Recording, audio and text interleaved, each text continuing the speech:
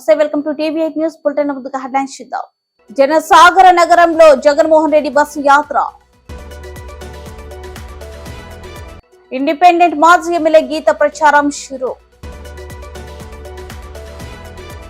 లోక్సభ ఎన్నికలో కాంగ్రెస్ బీఆర్ఎస్ పార్టీలకు ఓటు వేయొద్దని కృష్ణమాదిక పిలుపు.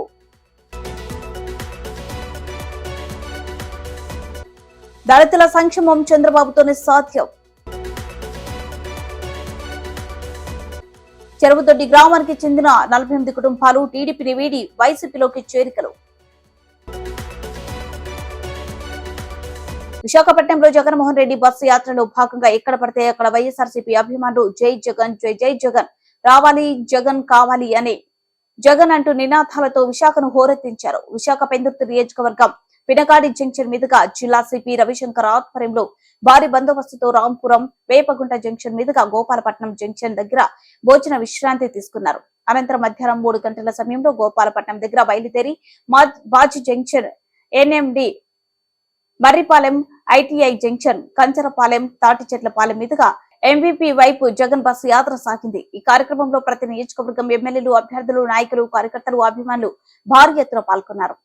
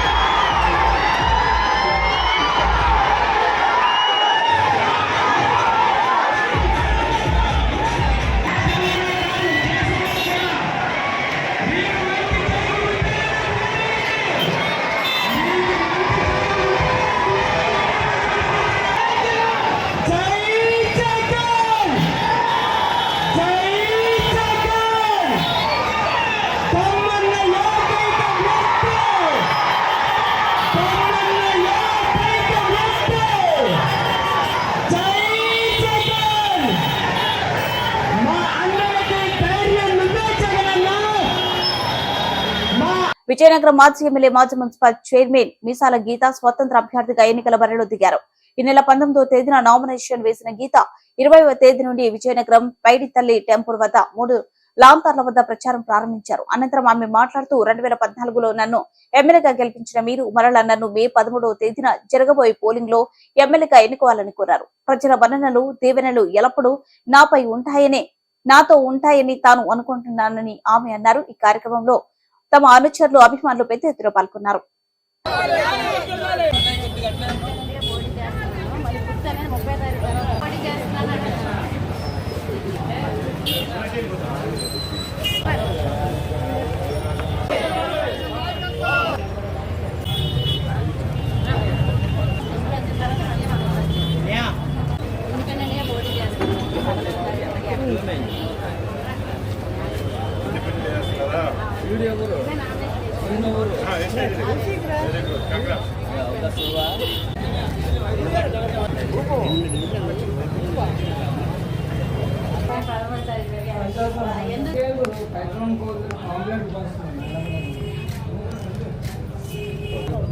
ఓకే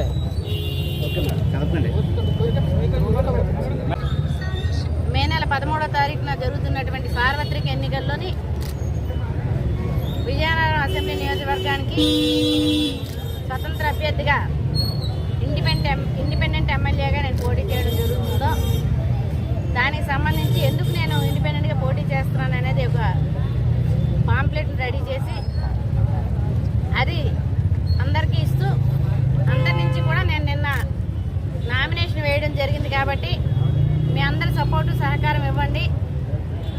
మరి 30వ తారీఖు కల్లా మనకి సింబల్ ఏది అనేది కూడా వస్తుంది. కాబట్టి అప్పుడు మళ్ళీ మన వాళ్ళందరూ వచ్చి తెలియపరుస్తారు. కాబట్టి మీ అందరూ మనకు తెలిసిన వాళ్ళకి, ఇంట్లో వాళ్ళకి, మన చుట్టాలకి, స్నేహితులకి అందరికీ కూడా చెప్పి మరి వాళ్ళందరి దగ్గర నుంచి కూడా సపోర్ట్ని మాకు ఉండేలాగా చేయండి అని చెప్పి అందరినీ కూడా రిక్వెస్ట్ చేయడం జరుగుతుంది.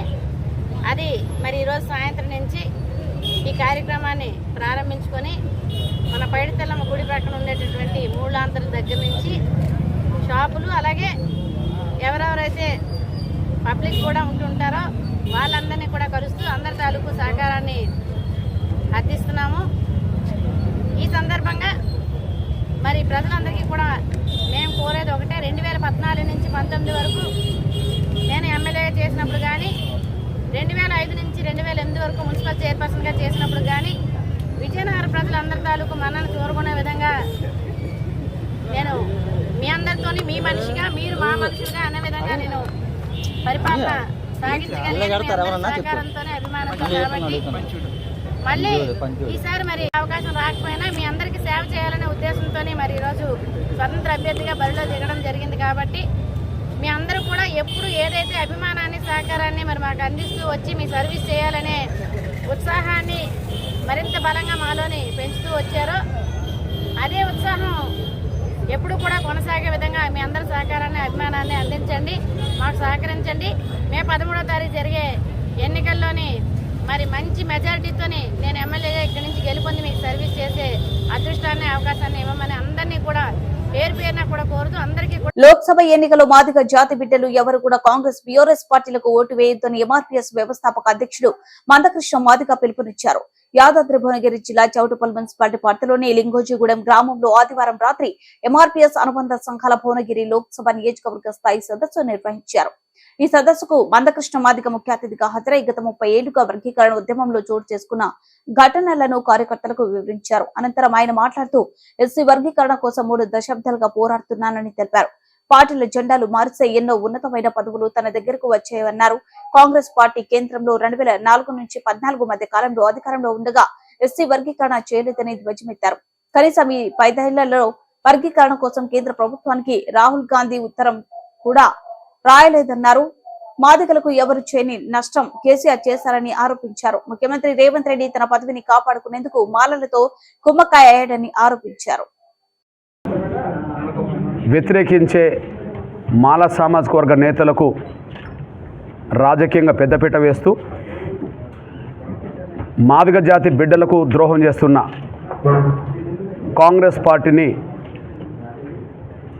మాదిగ పల్లెల్లోకి రానియకుండా అడ్డుకోవాలని నేను మాదిగ ప్రజలకు పిలుపునిస్తున్నా. ఇది రాజకీయాలకు అతీతంగా మాదిగలందరూ ఆలోచించి ఈ పిలుపును జయప్రదం చేయాలని కోరుతున్నా.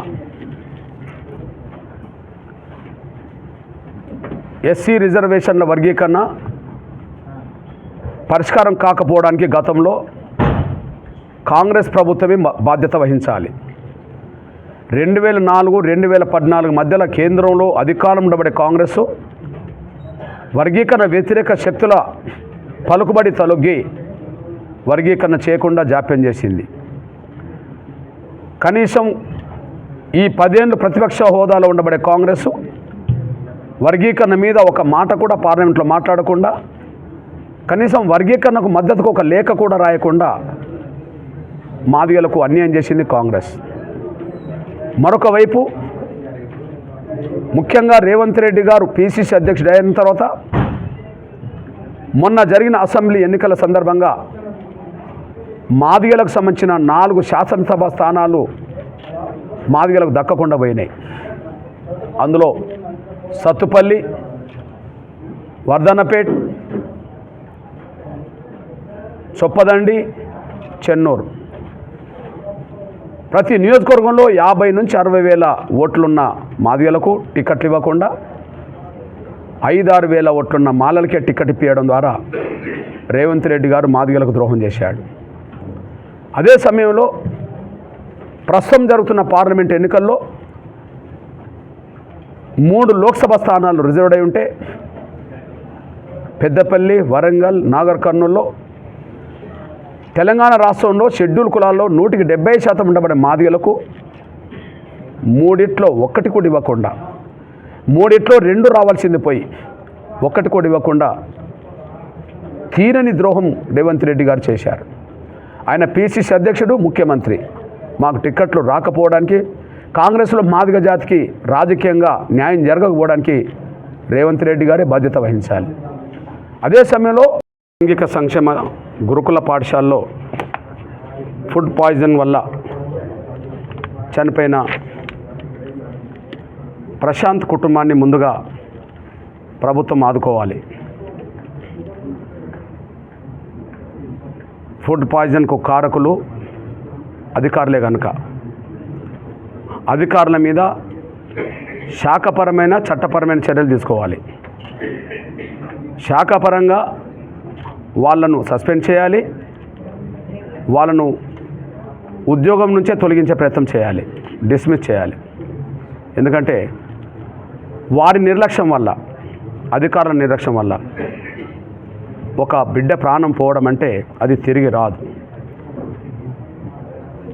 దానికి అధికారుల నిర్లక్ష్యం కారణమైనప్పుడు ఖచ్చితంగా ఆ బిడ్డ మరణానికి కారకులు వాళ్ళే కాబట్టి వాళ్ళ మీద చట్టపరమైన కేసు పెట్టి,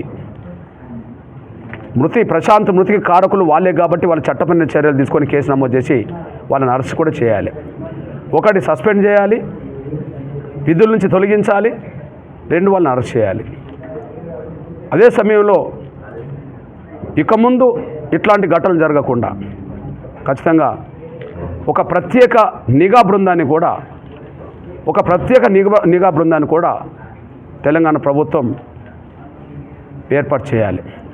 వాళ్ళు ప్రతి నెల కాదు, ప్రతి వారం కాదు, ప్రతిరోజు కూడా కేవలం నాణ్యమైన ఆహారం అందుతుందా లేదా అనే విషయంలోనే అది గ్రహించే విధంగా, అందలేని చోట వెంటనే అధికారుల మీద చర్యలు తీసుకునే విధంగా ఒక ప్రత్యేక నిఘా బృందాన్ని కూడా ఏర్పాటు చేసి పంపాలని చెప్పి విజ్ఞప్తి చేస్తూ, ఈ విషయంలో రేవంత్ రెడ్డి గారు ప్రభుత్వం మౌనంగా ఉండొద్దని, మీరు మౌనంగా ఉండి చర్యలు తీసుకోకపోతే, ఈ అధికారుల మీద చర్యలు తీసుకోకపోతే మరిన్ని చోట్ల ఇట్లాంటి ఘటనలు జరుగుతాయని, గురుకుల పాఠశాలలో చదువుకునే విద్యార్థుల్లో మాదిగలు, బీసీలు, ఎస్సీలకు సంబంధించిన పేద పిల్లలే అని చెప్పి వాళ్ళు చనిపోయినా మాకేం పట్టదన్నట్టుగా నిర్లక్ష్యం వహిస్తే రాబోయే రోజుల్లో ఖచ్చితంగా తీవ్రమైన పరిణామాలు రేవంత్ రెడ్డి ప్రభుత్వం ఎదుర్కోవాల్సి వస్తుందని చెప్పి గుర్తు చేస్తూ, ఖచ్చితంగా ఎక్స్గ్రేషియా ఖచ్చితంగా బాధ్యత వహించాల్సింది గవర్నమెంటు,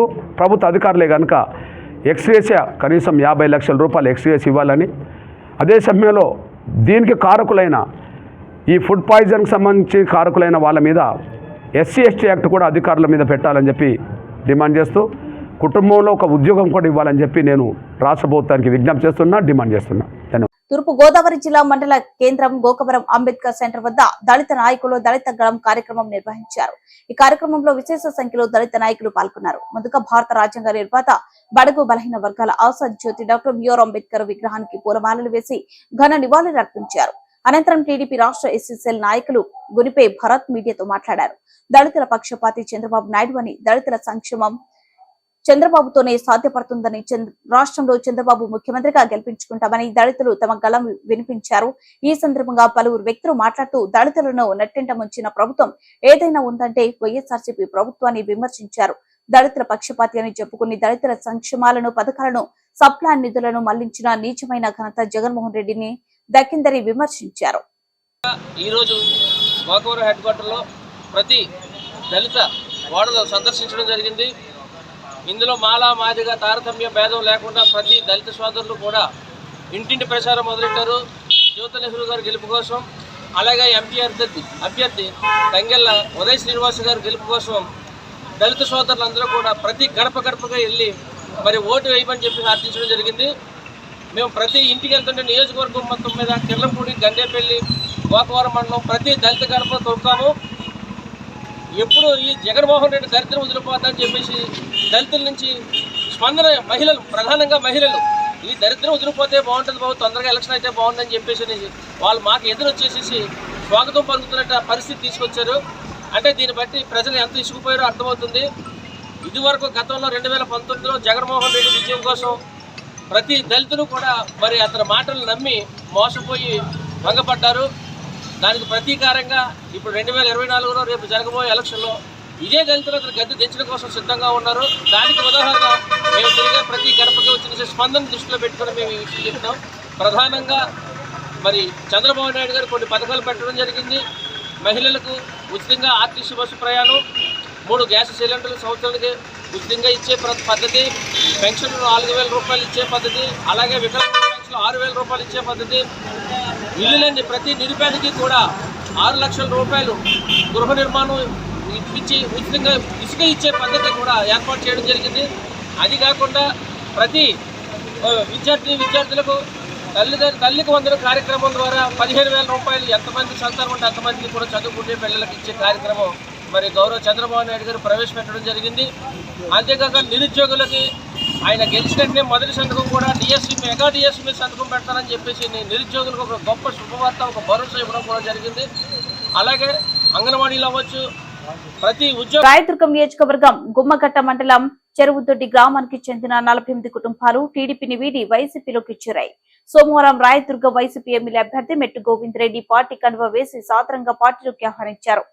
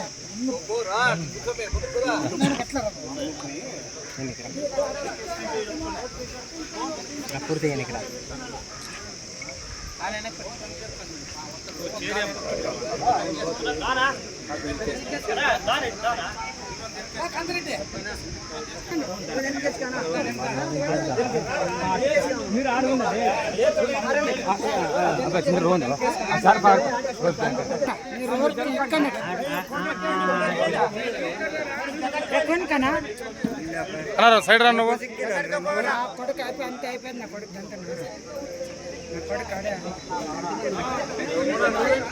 ఏమే ఏమే లేదు చేస్తాను పార్టీలో జాయిన్ చేపిస్తున్నాను.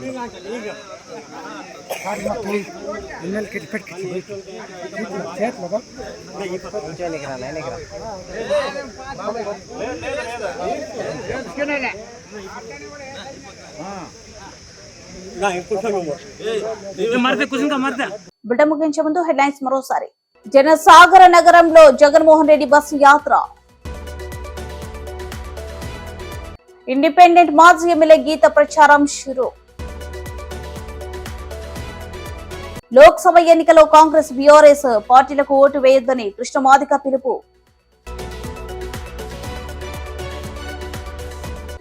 దళితుల సంక్షేమం చంద్రబాబుతోనే సాధ్యం. చెరువుదొడ్డి గ్రామానికి చెందిన 48 కుటుంబాలు టీడీపీని వీడి వైసీపీలోకి చేరికలు.